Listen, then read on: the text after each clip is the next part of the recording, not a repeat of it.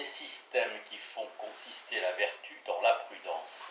Le plus ancien des systèmes qui font consister la vertu dans la prudence, duquel de nombreux témoignages nous sont parvenus, est celui d'Épicure, dont on dit cependant qu'il a emprunté tous les principes majeurs de sa philosophie à certains de ses prédécesseurs, particulièrement à Aristippe.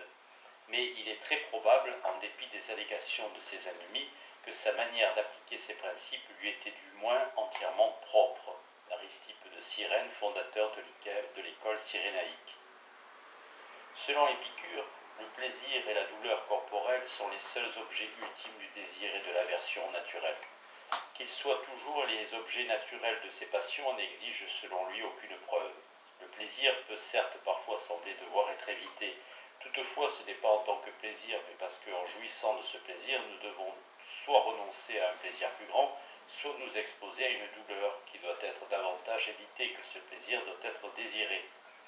De la même façon, la douleur peut parfois sembler souhaitable, non pas en tant que douleur, mais parce qu'en l'endurant, on peut soit éviter une douleur plus grande, soit obtenir un plaisir bien supérieur.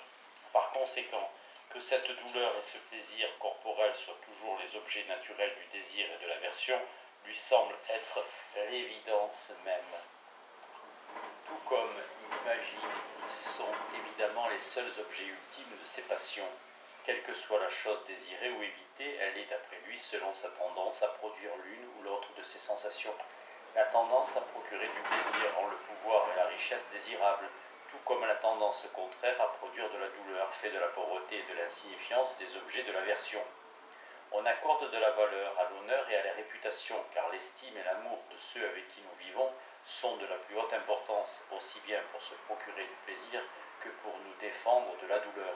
Au contraire, l'ignominie et le discrédit doivent être évités, car la haine, le mépris et le ressentiment de ceux avec qui nous vivons détruisent toute sécurité et nous exposent nécessairement aux périls corporels les plus graves.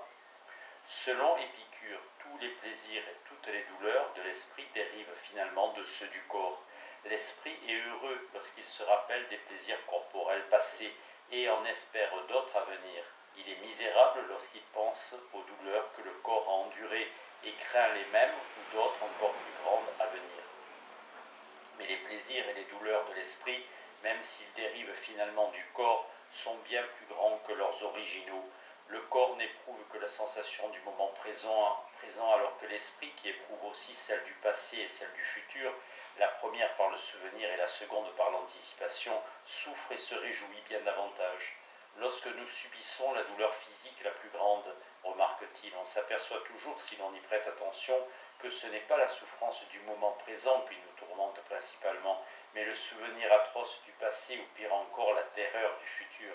La douleur de chaque instant, considérée en elle-même et coupée de tout ce qui a lieu avant et après elle, est une broutille qui ne mérite même pas qu'on s'y attarde.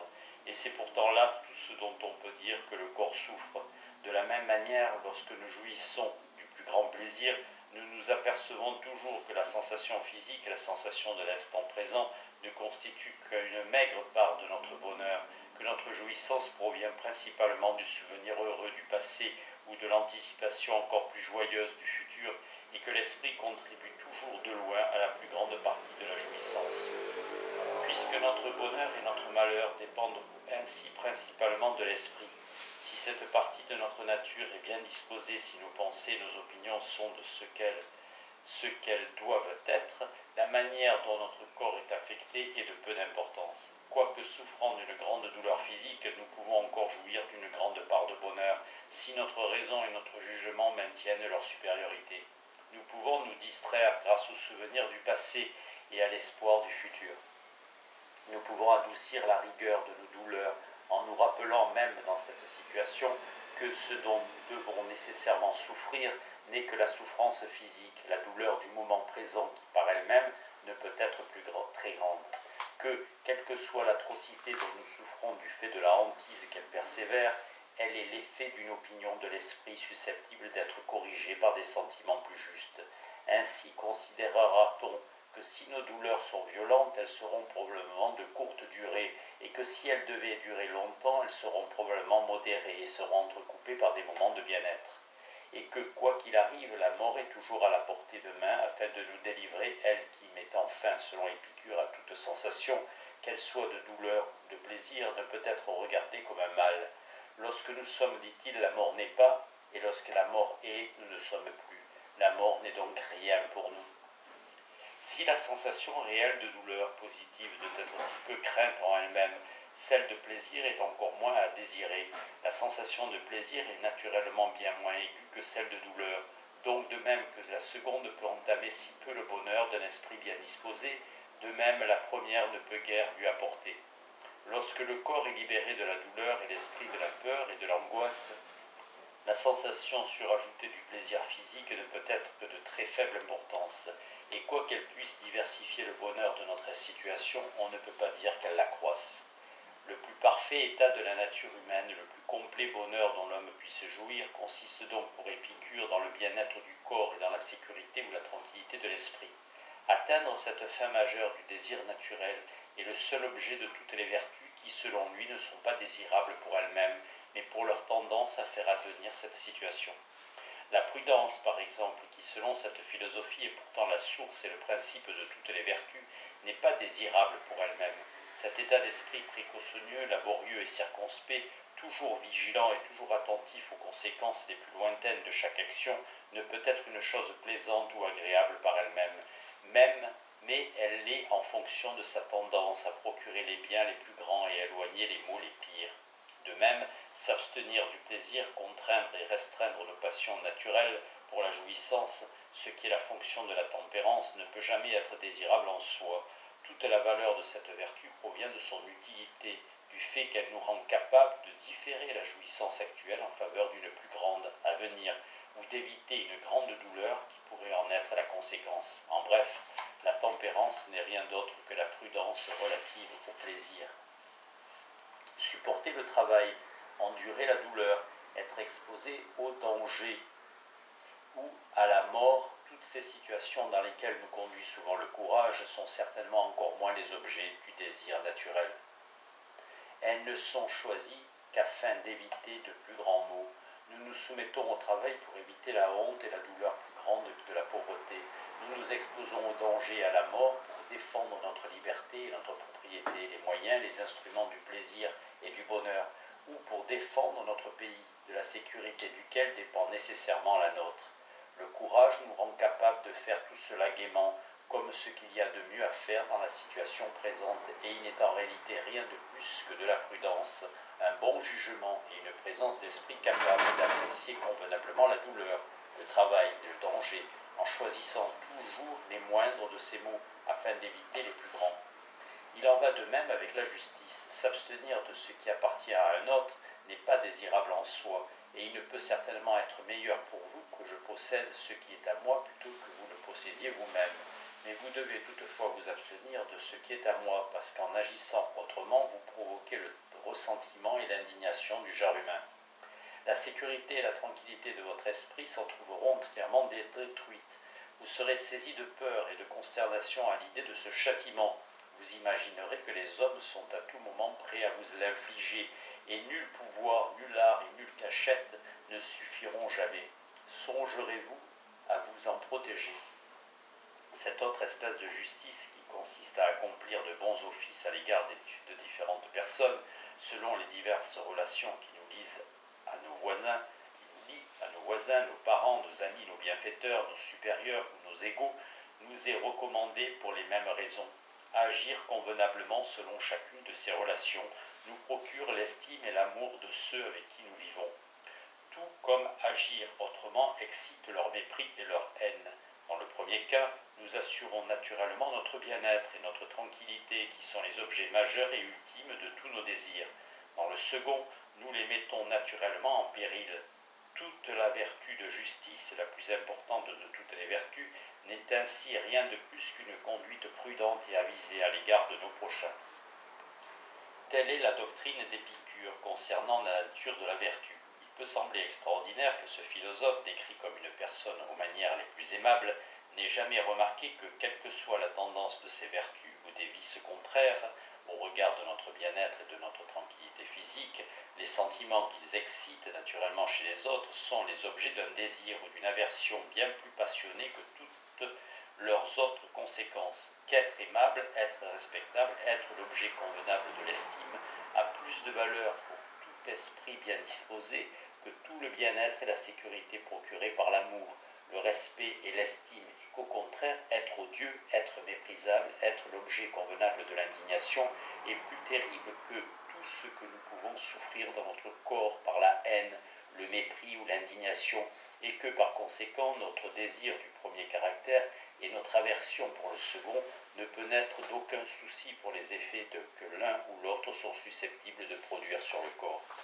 Ce système est sans doute totalement incompatible avec celui que je me suis efforcé d'établir. Il n'est toutefois pas difficile de montrer de quelle phase, si je peux dire, de quelle perspective particulière ou de tel aspect spécifique de la nature cette explication dérive sa probabilité. Par le sage arrangement de l'auteur de la nature, la vertu est dans toutes les occasions ordinaires la véritable sagesse, y compris durant cette vie, et elle est le moyen le plus sûr et le plus immédiat d'obtenir à la fois la sûreté et le bonheur. Le succès ou l'échec de nos entreprises doivent dépendre considérablement de la bonne ou de la mauvaise opinion qu'on a communément de nous, et de la disposition générale à seconder ou à contrarier ceux avec qui nous vivons.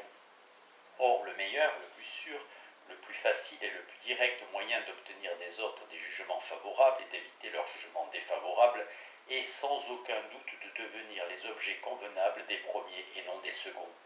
Désires-tu, demande Socrate, la réputation d'un bon musicien?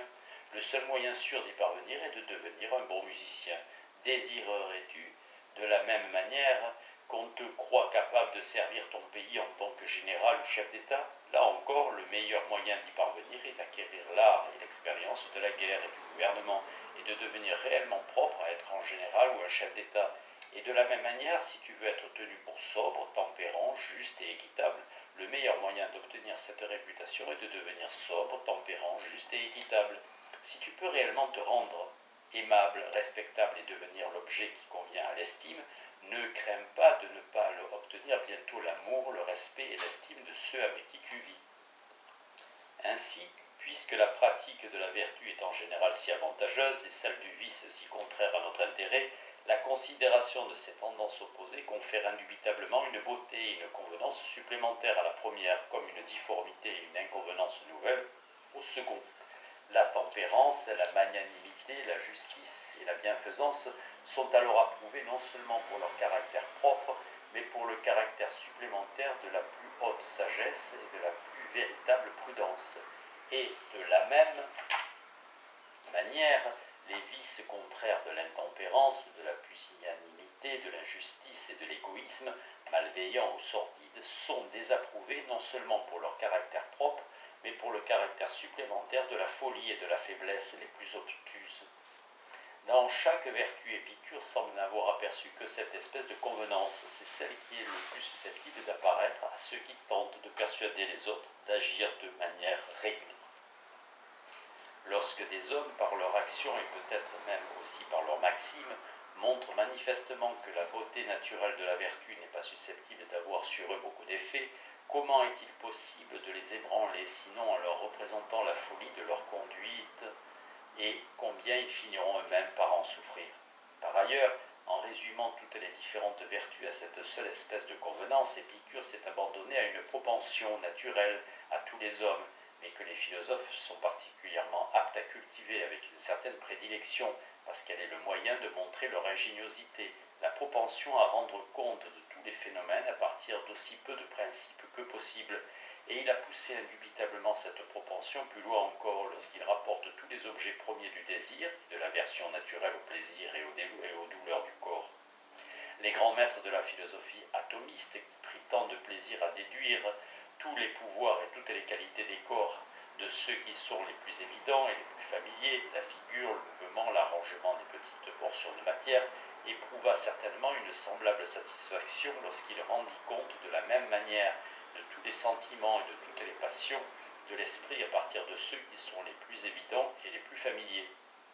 Le système d'Épicure s'accorde avec ceux de Platon, d'Aristote et de Zénon, pour faire consister la vertu dans l'action accomplie de la manière la plus adéquate pour obtenir les objets principaux du désir naturel.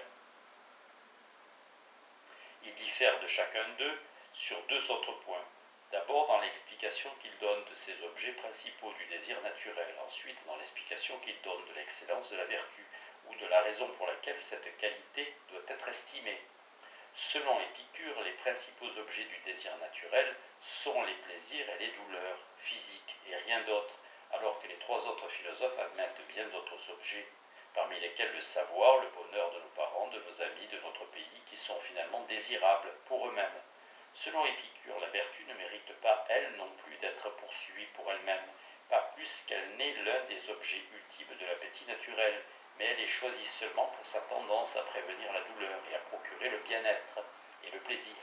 Selon l'opinion des trois autres, au contraire, elle est désirable non seulement comme le moyen d'obtenir les autres objets principaux du désir naturel, mais comme quelque chose qui est par soi-même plus estimable que toute autre chose. L'homme étant né pour agir, estime-t-il, son bonheur doit consister non seulement dans le caractère agréable de ses sensations passives, mais aussi dans la convenance de ses réalisations actives. Des systèmes qui font consister la vertu dans la bienveillance. Le système qui fait consister la vertu dans la bienveillance, quoiqu'il ne le soit pas autant que tous ceux que je viens d'exposer, est toutefois très ancien. Il semble avoir été la doctrine de la plus grande part de ces philosophes qui, à l'époque d'Auguste et après elle, se désignèrent comme éclectiques et prétendant suivre principalement les opinions de Platon et de Pythagore, et qui sont connus pour cette raison sous le nom de platoniciens tardifs. Ces éclectiques sont les membres de la nouvelle académie platonicienne du IIIe au 1er siècle avant notre ère, d'Arcésilas à Philon de Larissa. Selon ces auteurs, la bienveillance ou l'amour est dans la nature divine, le seul principe d'action qui dirige l'exercice de tous ces autres attributs. La sagesse de la divinité est employée afin de trouver les moyens d'atteindre les fins qui lui suggèrent sa bonté, et son pouvoir infini est mis en œuvre afin de les exécuter.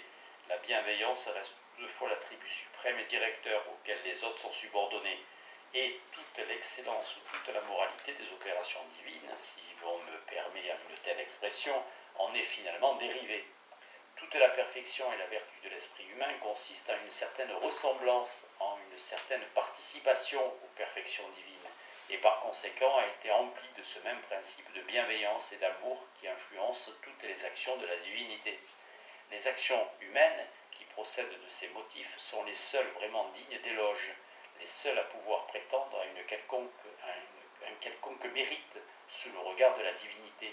C'est seulement par des actions de charité et d'amour que nous pouvons imiter, comme nous devons le faire, la conduite de Dieu, que nous pouvons exprimer notre admiration humble et dévouée pour ses perfections infinies, que nous pouvons, en entretenant dans notre propre esprit ce même principe divin, conduire nos affections à une plus grande ressemblance avec ses attributs sacrés et devenir ainsi davantage les objets convenables de son amour et de son estime, jusqu'à atteindre enfin ce dialogue et cette communication immédiate avec la divinité auquel cette philosophie avait pour principal objet de nous conduire.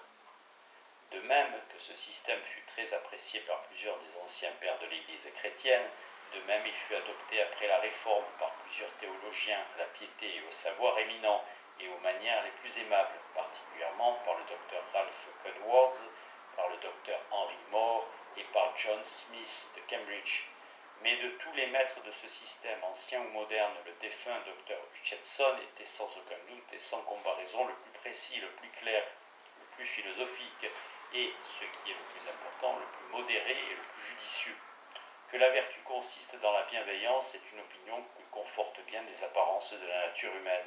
On a déjà remarqué que la bienveillance convenable est la plus gracieuse et la plus agréable des affections, et qu'elle nous est recommandée par une double sympathie, qu'elle est par sa tendance nécessairement bienfaisante l'objet convenable de la gratitude et de la récompense, et que pour tout cela il apparaît à nos sentiments naturels qu'elle possède un mérite supérieur à tout autre.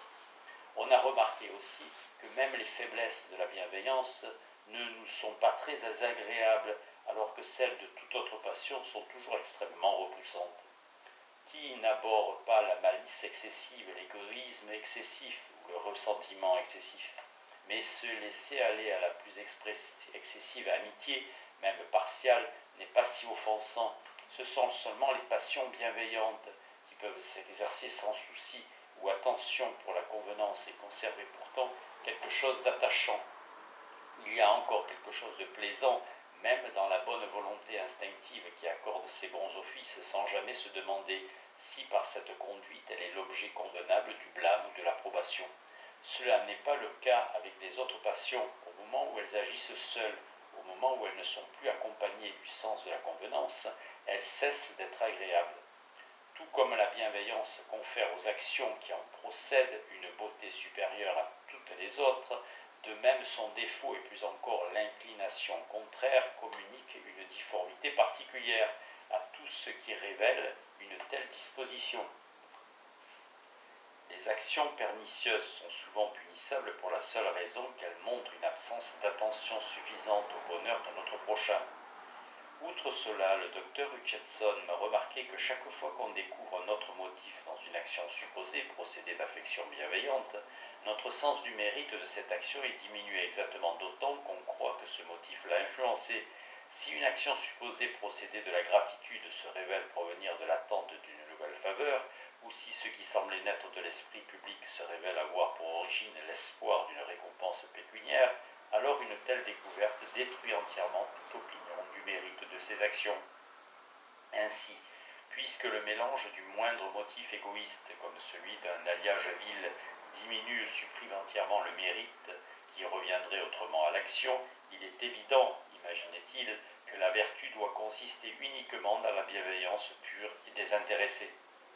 Au contraire, quand on découvre que les actions dont on suppose communément qu'elles procèdent d'un motif égoïste proviennent d'un motif bienveillant, cela augmente considérablement notre sens de leur mérite. Si nous croyons de quelqu'un qui n'a cherché à accroître sa fortune pour nul autre motif que de rendre des services amicaux et de retourner leurs bienfaits à ceux qui l'ont obligé, nous devrions l'aimer et l'estimer davantage. Et cette observation semble confirmer encore mieux la conclusion selon laquelle c'est la bienveillance seule qui peut conférer à une action le caractère de la vertu. Il imaginait en dernier lieu qu'une preuve évidente de la justesse de cette explication de la vertu pouvait être tirée du fait que dans toutes les disputes de casuistes concernant la rectitude de la conduite, le bien public était la norme à laquelle on se référait constamment, reconnaissant ainsi universellement que tout ce qui tend à promouvoir le bonheur du genre humain est bon, digne d'éloge et vertueux, quand le contraire est mauvais, blâmable et vicieux. Dans les récents débats sur l'obéissance passive et le droit de résistance, le seul point de controverse parmi les hommes de bon sens était de savoir si la soumission universelle pouvait éventuellement s'accompagner de plus grands maux que n'en occasionneraient des insurrections ponctuelles lorsque les privilèges étaient violés. Mais que ce qui tend dans l'ensemble au bonheur du genre humain soit aussi moralement bon, cela, disait-il, n'a jamais été mis en question. Puisque la bienveillance est ainsi le seul motif qui puisse conférer à une action le caractère de la vertu, plus la bienveillance que manifeste une action est grande, plus est grande l'éloge qui doit lui revenir. Plus c'est grand l'éloge qui doit lui revenir.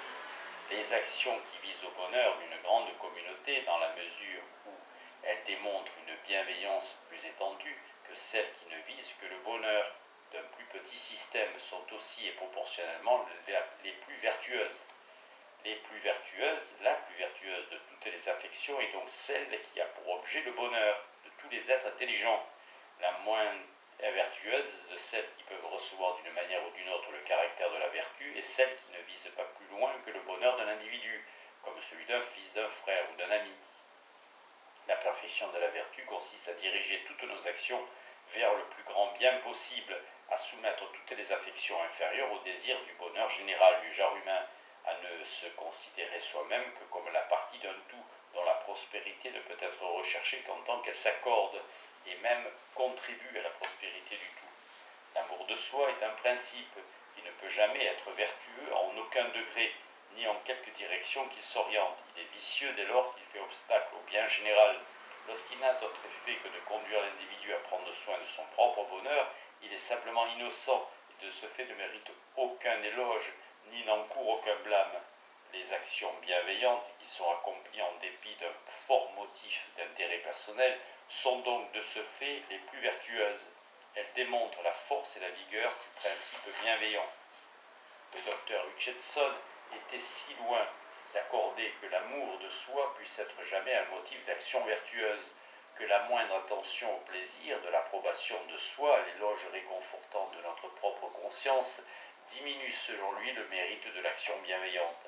Car c'est là, pensait-il, un motif égoïste qui, aussi longtemps qu'il contribue à une action, démontre la faiblesse de cette bienveillance pure et désintéressée qui peut seule donner à la conduite humaine le caractère de la vertu. Selon le jugement commun du genre humain, cette attention à l'approbation de soi est toutefois si loin d'être tenue pour quelque chose qui puisse en aucune façon diminuer la vertu d'une action, qu'on la considère plutôt comme le seul motif qui mérite l'appellation de vertueux. Telle est l'explication de la nature de la vertu dans cet aimable système qui a une tendance particulière à nourrir et à favoriser dans le cœur humain la plus noble et la plus agréable de toutes les affections et qui non seulement réprime l'injustice de l'amour de soi, mais aussi, d'une certaine manière, décourage entièrement ce principe en affirmant qu'il ne pourra jamais faire rejaillir le moindre honneur sur ceux qui l'influencent. Tout comme certains des autres systèmes dont j'ai déjà traité, n'explique pas suffisamment d'où provient l'excellence particulière de la suprême vertu de bienfaisance. Ce système semble avoir le défaut contraire de ne pas expliquer suffisamment d'où provient notre approbation des vertus inférieures de prudence, de vigilance, de circonspection, de tempérance, de constance et de fermeté. La visée est le but de nos affections. Les effets bienfaisants et nuisibles qu'elles tendent à produire sont les seules qualités prises en compte dans ce système. Leur convenance, leur adéquation et leur inadéquation à la cause qui les suscite sont entièrement négligées.